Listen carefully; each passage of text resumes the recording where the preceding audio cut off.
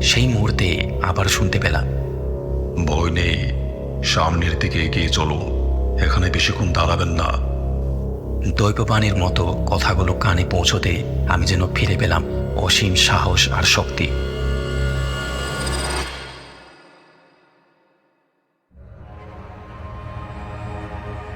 রহস্য, রোমাঞ্চ এবং ভৌতিক গল্পের সংকলন নিয়ে আমাদের এই বিশেষ উপস্থাপনা গল্পের খাতা। আজ আপনাদের জন্য বৈদ্যনাথ বন্দ্যোপাধ্যায়ের লেখা গল্প ভয়ঙ্কর সেই রাত। গল্প পাঠে এস। শুরু হচ্ছে আজকের গল্প ভয়ঙ্কর সেই রাত।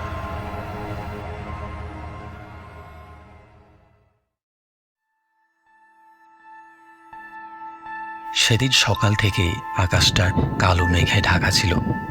ঝিরিঝিরি বাতাসের সঙ্গে টুকটাক বৃষ্টি পড়ছিল। কৃষ্ণনগর থেকে পেটুয়া ডহরি যাব বলে আগেই ঠিক ছিল। বিকেলের বাসে ওই দিনও রওনা হলাম বেথুয়া ডহরিতে। জানলার ধারে জায়গা পেয়েছিলাম বলে মেঘলা দিনের উড়ন্ত মেঘ দেখতে দেখতে বেশ আরামের সঙ্গেই চলেছি। ছিটেফোঁটা বৃষ্টি তখনও পড়ছে। বিষণ্ণ বিকেল বিদায় নিয়ে সন্ধে নেমে এলো। আবছা অন্ধকারের মধ্যে যাত্রী বোঝাই বাস উড়ন্ত গতিতে চলেছে সোজা রাস্তা ধরে। আচমকা কোথা থেকে আছড়ে পড়ল ঝড়, আর সেই সঙ্গে সিংহের গর্জনের মতো গুরু গম্ভীর মেঘের আওয়াজ, বিদ্যুতের ঝলকানি এবং মুষলধারে বৃষ্টি। হুড়মুড় করে সবাই জানলাগুলো বন্ধ করে দিল। আমিও আমার জানলা বন্ধ করে দিয়েছি। ঝড় বৃষ্টি আর মেঘের ডাক শুনতে শুনতে ভাবতে লাগলাম, বাস থেকে নামবার সময়ও যদি এইভাবে ঝড় বৃষ্টি হয় তাহলে অজানা অজানা জায়গায় গিয়ে মুশকিলে পড়ে যাব। বাসের চলার গতি ঝড়ের দাপটে কমাতে বাধ্য হয়েছে ড্রাইভার। বাসে বসে বুঝতে পারছি যে কোনো সময়ে বাস আটকে যেতে পারে রাস্তায়, কারণ এই ঝড়ে 2-4টে গাছ উপড়ে গিয়ে রাস্তা আটকেও দিতে পারে। কিন্তু চৌড়া রাস্তা বলেই 2-একটা গাছ রাস্তায় পড়ে থাকা সত্ত্বেও পাশ কাটিয়ে বাস বেশ মন্থর গতিতে চলতে লাগলো। যাত্রীদের মধ্যে কেউ ঘুমোচ্ছে, গান গাইছে, আর আমার পাশের সিটে মায়ের বুক জড়িয়ে একটা হ্যাংলা মতো ছেলে সমানে কেঁদে চলেছে। পেটুয়া ডহরির মোড়ে কে নামবে বলে কন্ডাক্টর হাঁক দিল। আমি ব্রিফকেসটা হাতে নিয়ে গেটের কাছে দাঁড়ালাম।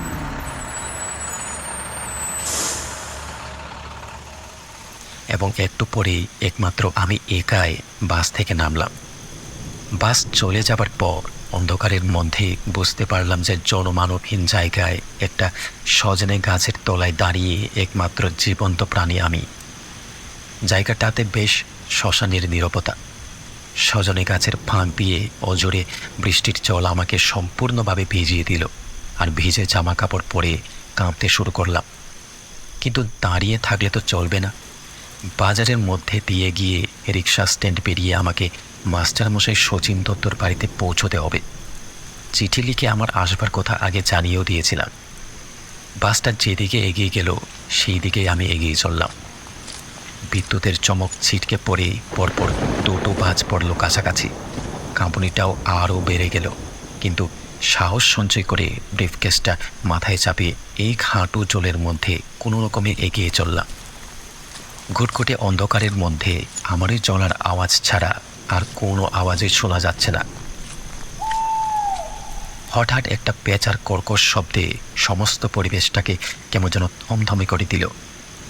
আমার মনে হতে লাগলো আমার সঙ্গে আরও কেউ যেন হেঁটে চলেছে আমারই পাশাপাশি। আমি এগিয়ে চললাম।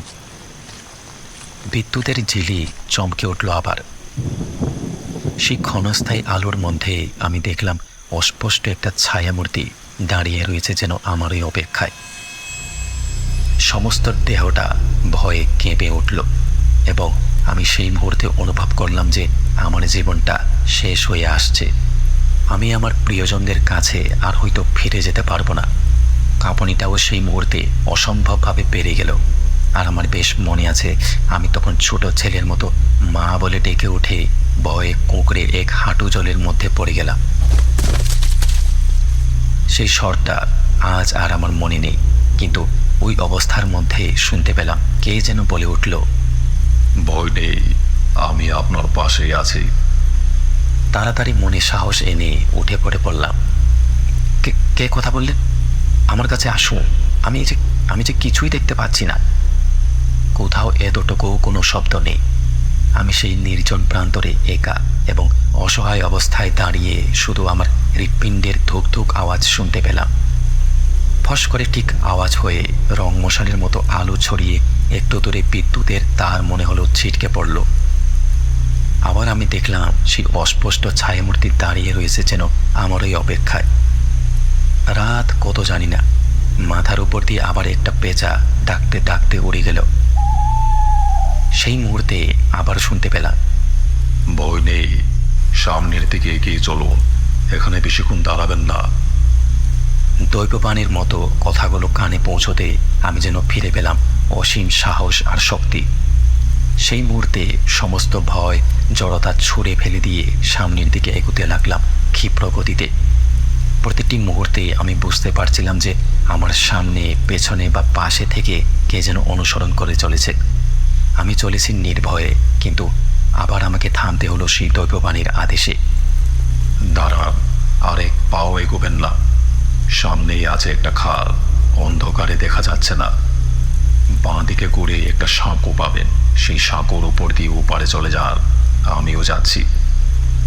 দম দেওয়া পুতুলের মতো আমি বাঁ দিকে ঘুরে হাতড়াতে হাতড়াতে একটা বাঁশের উপর হাত পড়তে বুঝলাম সাঁকো, এবং কোনো রকমে সন্তর্পণে নড়বড়ে বাঁশের সাঁকো দিয়ে চলে গেলাম ওপারে।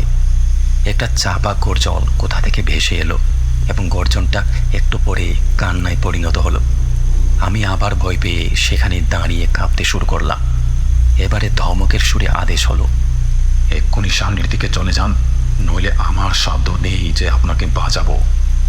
নিমেষে ছুটে চললাম সামনের দিকে এবং কিছু দূর গিয়ে কোনো সারা শব্দ না পেয়ে ক্লান্ত দেহ নিয়ে সেইখানে বসে পড়লাম। বৃষ্টি আর ঝড়ের দাপট আর নেই, কাঁপুনিটাও আরও বেড়েছে। সমস্ত শরীরটা যন্ত্রণায় কুঁকড়ে যাচ্ছে। বসে পড়েছি বলেই হয়তো উঠতে ইচ্ছে করছে না, কিন্তু যেতে তো আমাকে হবেই। সমস্ত ক্লান্তি আর যন্ত্রণাকে ভুলে গিয়ে উঠে দাঁড়ালাম। জানি না আরও কত পথ আমায় হাঁটতে হবে, কীভাবেই বা যাব। বিদ্যুতের সেই ঝলকানে আলো নেই যে খুঁজে পাবো সেই ছায়ামূর্তি বন্ধুকে। আমার খুব কাছ থেকে স্পষ্ট শুনলাম, ভয় নেই, আমি কাছেই আছি। এই মাঠ পার করে দিয়েই আমি ফিরব। আমারও ফেরার সময় হয়ে এসেছে। সামনের দিকে আরও কিছুটা গেলে শহরের রাস্তা। এই পথ দিয়ে কেউ আসে না, আর এলে ফিরে যায় না। কাকুকে বলবেন শানু সেদিন কোনো দোষ করেনি, শানু ভালো আছে। বন্ধুরা, আপনারা যদি চ্যানেলে নতুন এসে থাকেন অথবা চ্যানেলটিকে এখনও সাবস্ক্রাইব না করে থাকেন, তাহলে অবশ্যই সাবস্ক্রাইব করে রাখুন আর সাথে থাকা বেল আইকনকেও অন করে দিন, যাতে নতুন গল্পগুলো আপনারা মিস না করেন। তাহলে গল্পের পরবর্তী অংশ শুনতে থাকুন। ধন্যবাদ।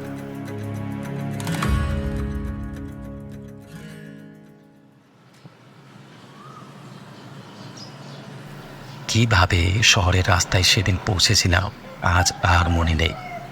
মাস্টারমশাই অর্থাৎ শচীন দত্ত মহাশয়ের মুখে শুনেছিলাম একজন দোকানদার আমার জ্ঞান ফিরিয়ে এনে আমার মুখে মাস্টারমশাইয়ের নাম শুনে পৌঁছে দিয়েছিল তার বাড়িতে। মাস্টারমশাই আমার মুখে সমস্ত কিছু শুনে বলেছিলেন, সেই বাসের কন্ডাক্টর ভুল করে যে জায়গাটায় নামিয়ে দিয়েছিল সেটা বাজার থেকে অনেক দূরে এবং ওদিকে লোকবসতি নেই। আসলে ওই জায়গার চারপাশে ভাগাড় এবং স্থানীয় শ্মশান। পরাণ মণ্ডলের খাল এখানকার সবাই চেনে এবং এই নামটা শুনিয়ে সকলে আঁতকে ওঠে। জীবিত অবস্থায় কেউ ওই খাল পেরিয়ে আসতে পারেনি। আপনার ভাগ্য ভালো বলে বেঁচে গেলেন।